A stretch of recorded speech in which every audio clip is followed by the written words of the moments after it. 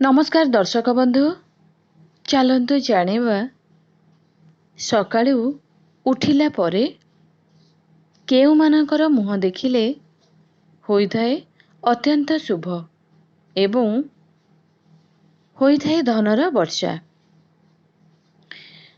प्रत्येक सकाळ प्रत्येकटी मनुष्य मानक पई एक नुआ आशा और नुआ किरणर समाहार नेइकरी आसीथाए।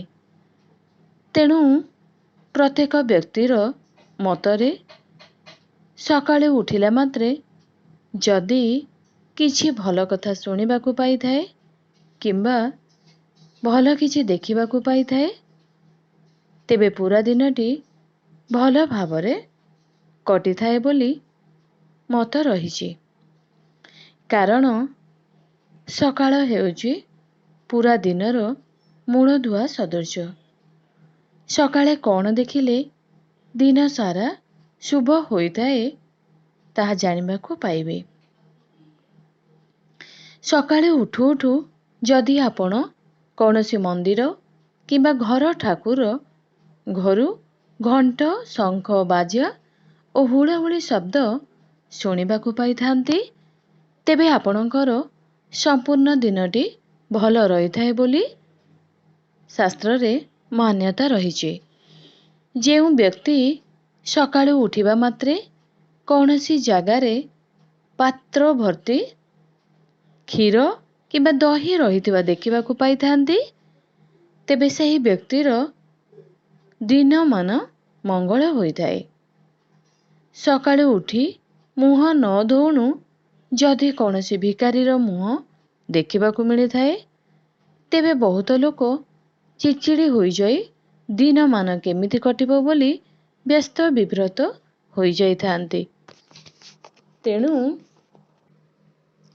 आपण जानी रखंतु जदि सकाळू उठिबा मात्रे कौनसी भिकारी को देखिबाकू पाइथांती तेबे आपण काहाकू देइथिबा धन आपणको पाखकू फेरी जिबार सूचना आपणको मिली जाइथाए। सकाळू जदि कौनसी कामरे बाहरिकी गला बेले सुहागिनी महिला को किंबा गाई को देखिबाकू पाइथांती तेबे ସେହି କାର୍ଯ୍ୟଟି ଆପଣଙ୍କର ଅତି ମଙ୍ଗଳ ଭାବରେ ହୋଇଥାଏ।